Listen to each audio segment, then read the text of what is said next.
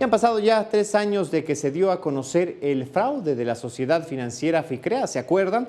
Esta de Rafael Olvera, que engañó a más de 6.000 clientes. Es el grupo Regalado y Galindo de abogados quienes aseguran que los afectados mantienen abiertos los procesos legales que están vigentes y el objetivo, desde luego, es recuperar la mayor cantidad posible de sus ahorros. Parte de lo que dijo el representante legal.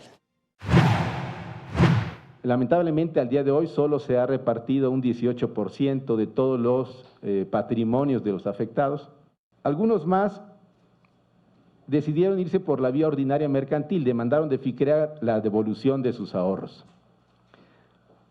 Esos en general ganaron, pero esa vía no tiene ningún sentido, porque si FICREA está en un concurso mercantil, no se puede cobrar ningún dinero de esta entidad financiera.